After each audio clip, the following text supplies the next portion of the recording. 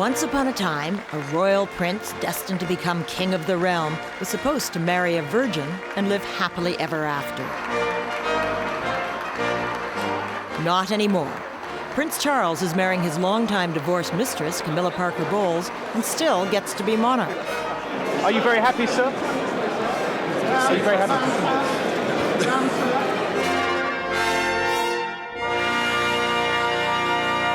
I have found it impossible to discharge my duties as king as I would wish to do without the help and support of the woman I love. 70 years ago, King Edward VIII was forced to abdicate when he chose to marry Wallis Simpson. Simpson was an American, a commoner, but what stopped her from marrying a king was the fact that she was divorced. To discover why Prince Charles can marry a divorcee and how pomp has given way to circumstance is to take a walk through British history. How many documents do you have in this tower? We estimate we have about 3 million documents within the confines of the Victoria Tower. Archivist Robert Harrison will tell you that marriage for British royals is a Byzantine business. There are a dizzying number of arcane laws, all of which are carefully preserved here in the parliamentary archives at the House of Lords. The Act for declaring the King's supremacy of 1535. This old parchment makes the monarch supreme governor of the Church of England. This is the Royal Marriages Act of 1772. This decrees the monarch or parliament must approve all royal marriages. This is an Act for Marriages in England, 1836, for civil marriages. The Marriage Act of 1949. These acts regulate civil marriages. What all these laws add up to is a right royal headache for royal brides and grooms because their choice must be stamped with seals of approval from the palace, the government, and the Church of England. It's taken years of careful negotiations, but Charles has managed to do what his great-uncle Edward could not. There was debate about whether the most recent Marriage Act actually applied to the royal family, but the government decreed that Prince Charles had every right to marry Camilla Parker Bowles in a civil ceremony. Historian David Cannadine says you have to go back 5 centuries to make sense of modern events. I suppose for our purposes it really all begins with Henry VIII, who decides he doesn't want to stay married to his first wife and wants another wife. And the church then, the Catholic Church, didn't like that, so Henry said, well, if the church I've got doesn't approve, I'll make my own church and get that to approve. And in a way, that's how it all started. Henry's terrified clergy blessed his free and easy approach to divorce and remarriage, but after he died, the Church of England took a tougher line. It expected its royal leaders to be role models. In 1936, the combined forces of religion, history, and tradition came together in a perfect storm when King Edward VIII declared his intention to marry his heart's desire, twice-divorced Wallis Simpson. Edward was a royal superstar, handsome, wildly popular, a dream prince. But he lived in a world where divorcees were socially unacceptable, especially in royal circles.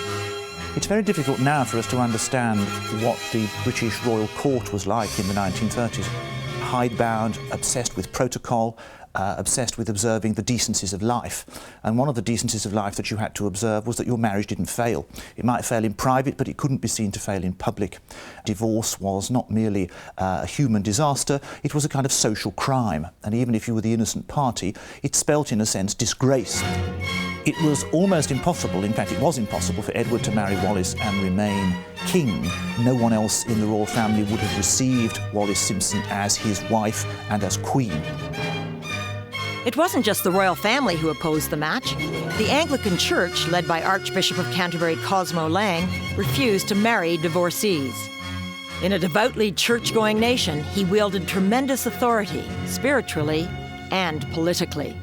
Most senior politicians in Britain would have been active members of the Church of England. The Bishop of Winchester, Right Reverend Michael Scott Joint. Many senior politicians in Britain and many senior bishops would have been, as it were, educated together and would know each other socially. So the interweavings, the interlockings of church and state at the personal level would have been much closer than they are today. The politicians of the day sided with the church and lined up against Edward and Simpson.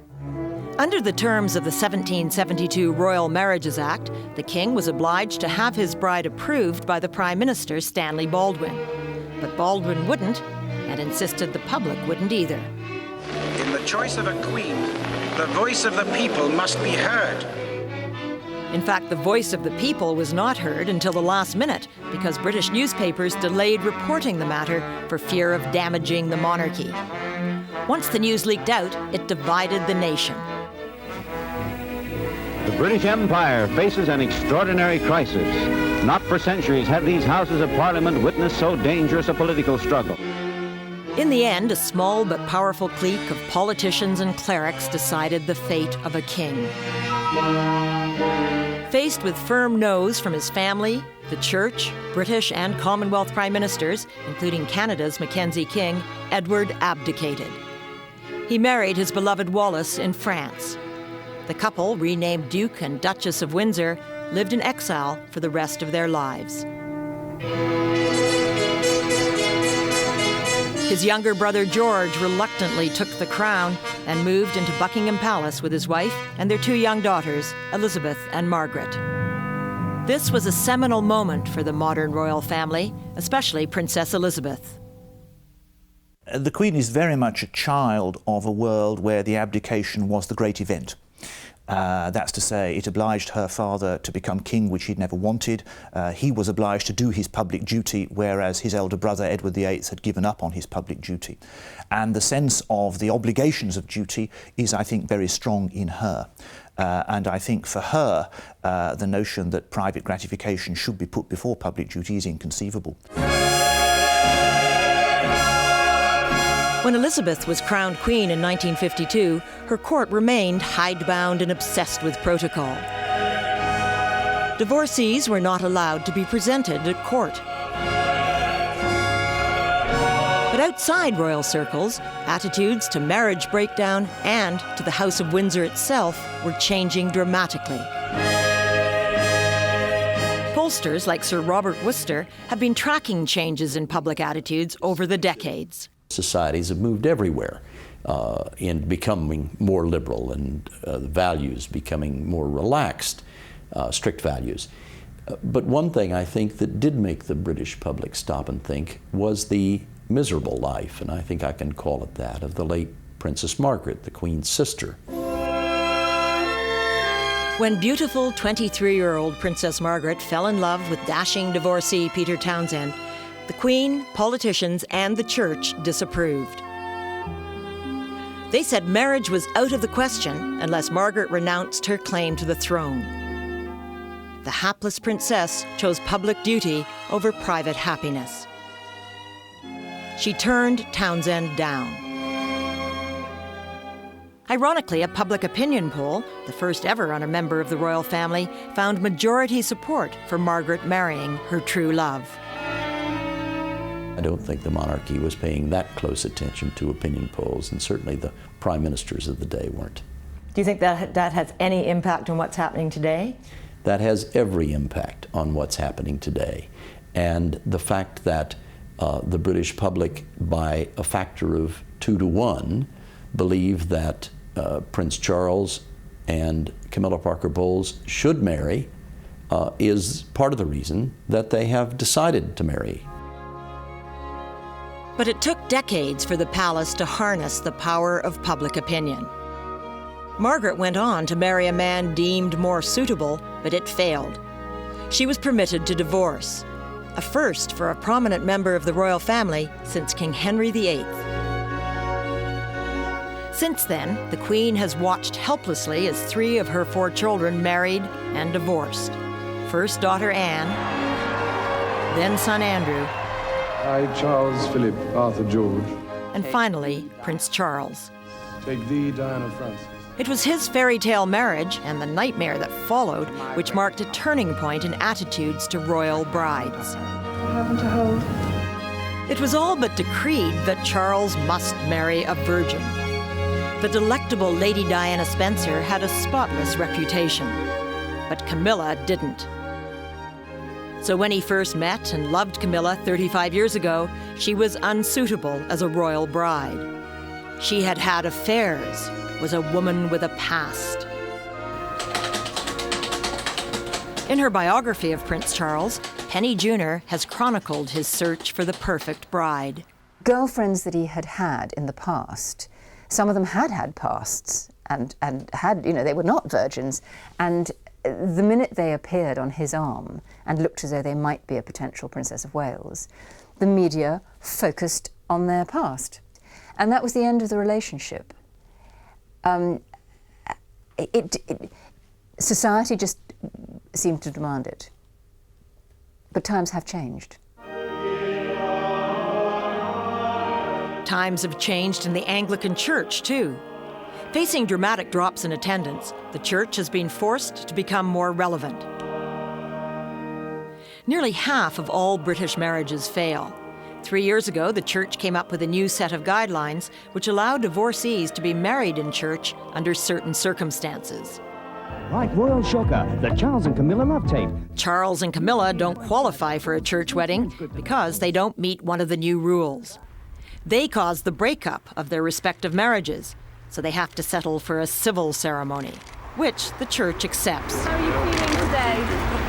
Fine, thank you very much. Plans for Valentine's Day? None as yet. Valentine's Day. That's another thing. Is there a problem in the fact that the man who may be the Supreme Governor of the Church of England was not allowed to marry in church? No, I don't believe there is. It doesn't mean that somehow his marriage is not a proper one. Maybe not. But to give some spiritual legitimacy to the man who will one day be called Defender of the Faith, the Archbishop of Canterbury will bless the marriage afterward because, he says, the couple have repented of their sins. Last constitutional obstacle, the Queen. In spite of her views about royal duty and divorce, she has approved the marriage. How do you think the Queen justifies her uncle abdicating because he married a divorcee, and yet her son marrying a divorcee? The Queen is going to be 80 next year. She may live as long as her mother, but she may not.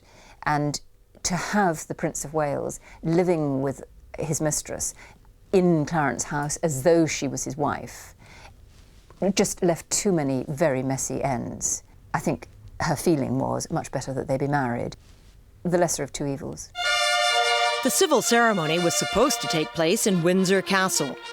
But if Charles and Camilla were given a license to marry here, any couple who walked in off the street could demand one too. The Queen was not amused. The wedding was moved here to the nearby Guild Hall. In this large and elegant room, many civil ceremonies take place. But someone suddenly realized that just across the street is a very large building with very large windows through which cameras could be pointed. So the ceremony was moved once again to this smaller room with thick stained glass windows. The mother of the groom may have approved the match, but as Supreme Governor of the Church of England, she won't attend. The Queen will appear at the blessing following the marriage. Having surmounted so many obstacles, one question remains. Why are Charles and Camilla getting married now? I think the reason that they've chosen now to get married is because they were waiting for the boys to grow up. And they do know what their mother thought of Camilla Parker Bowles. And here is Camilla stepping into their mother's shoes, effectively. So very difficult, very mixed emotions for them. And I think the Prince and Camilla were both very aware of that and didn't want to force the issue and didn't want to actually do it until the boys were effectively out of the house, which they now are. There was a time, after Princess Diana died, that it seemed impossible for Charles to marry Camilla. But over the years, opposition has changed to approval, if not enthusiasm. There were 250 royal souvenirs for his first wedding, just 23 for this one. For most of the public, royal family, and the church, this union is no longer an issue. Their marrying now means that there seems to me every likelihood that come his accession to the throne, he will be living a normal married life. And that will be, I think, good news for the monarchy. It'll be good news for marriage, because I think the royal example is important. I think this is a really happy story. I mean, forget the constitutional stuff. But these are two people who were in love many years ago. She's the woman that he actually always should have married. I think he'll be a better man, a better prince, for having her by his side. And it's just a tragedy that they weren't able to do it all those years ago. Perhaps, above all, this will be the real fairy tale wedding. A tale of how royal love and marriage has finally moved into the 21st century. For The National, I'm Anne McMillan in London.